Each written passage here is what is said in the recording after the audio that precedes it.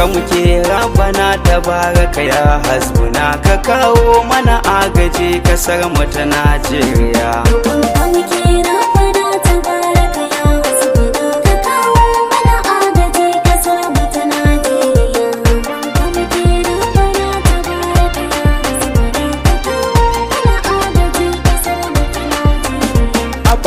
Zan sa ilahu wanda yayo azumi shine yayyo ɗalibi sannan yayyo malami da famun ya ziljalalu na ɗau alƙalami batu ne zan ɗanyi kan ƙasar mu ta Najeriya. Salati mara adadi ka kara gun annabi wannan wanda ambatansa ke wanke zunubi alihi na gidansa sa sahabbai masu ladabi kasa da sharifai da auliya baki daya. Assalamu alaikum mutan ƙasa ta Najeriya gabas yamma kudu arewa har ma tsakiya bayani na taho da shi nake so zan biya akan matsalolin da suka shafe mu gaba daya.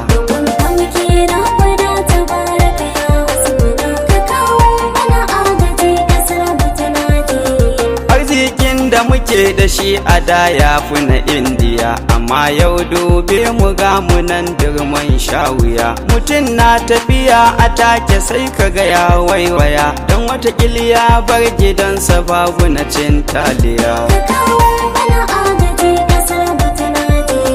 Talauci a ƙasar mu yanzu ya andabi ko ina birni kauye manya har da yara yan kankana kowa dai fama yake abun ba a magana Allah dai ya fitar da mu wannan hali na wuya. Duba makarantun mu ilimi ma bai ishe mu ba kudin littafi registration ba kyauta ba free education a nan kasar mu ba mu san shi ba ɗalibi komai da kansa yake wada wainiya.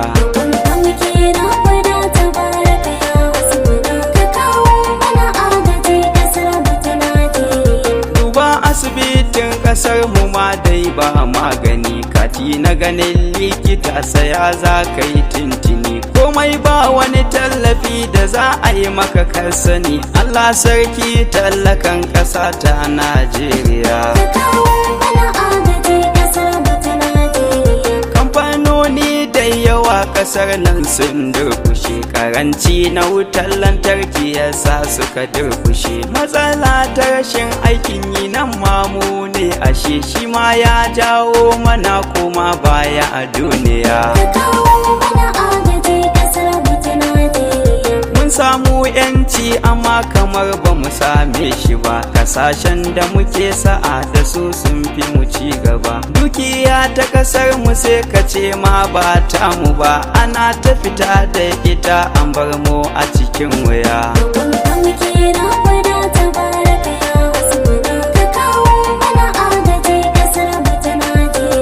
Sannan ga matsalar tsaro a yau ta samu gaba ana ta kashe rayukan al'umma ba su damu ba suna can harkar gabansu suke ba tamu ba domin samsam babu mu ajandar su gaba daya.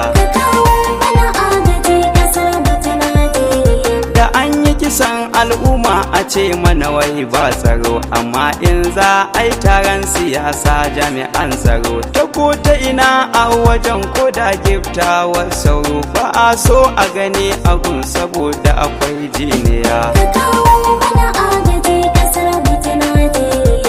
Siyasa na kasar mu wasu karya ta yawa da zarar sun zo kamfen suna son za su yi hawa alkawari zaka ji suna ta ɗauka har da rantsuwa da sun hau mulkin waɗansu san ba sa waiwaya.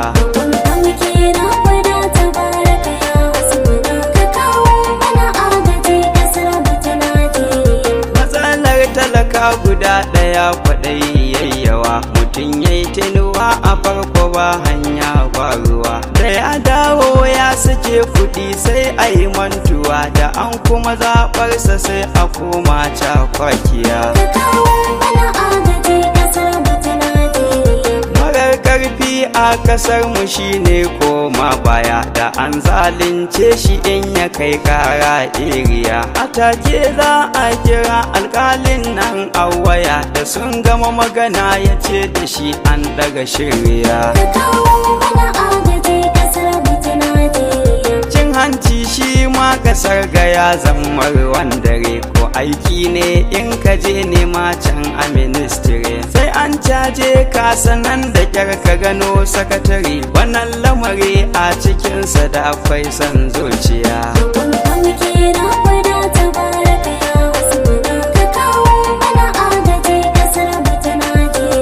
Da kai magana sai a ce kana zagin gwamnati, alhalin gaskiya kake faɗa gashi majority. Kana zaune har gida a zo ma da security, a ce shiga mota muje ka amsa mana tambaya. A ƙarshe ina yin kira gare mu faya ɗan uwa, zinuban da ake a nan ƙasar Allah yayyawa. Mu tuba zuwa gun ilahu shine mai afuwa, ta nan ne za mu samu maganin matsalar mu gaba ɗaya. Allah kai ne gatan mara gata fa a ko'ina, gare ka muka zo mu ɗaga hannu mu risina. Ka kawo mana agaji a wagga ƙasa hasbuna, albarkar ɗan Amina shugaba kairil anbiya.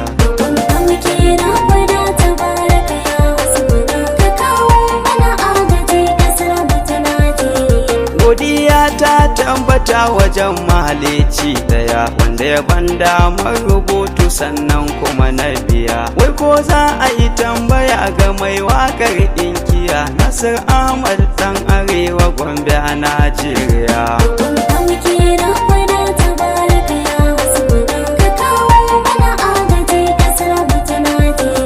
Roƙonka muke Rabbana tabaraka ya hasbuna, ka kawo mana agaji kasar mu ta Najeriya.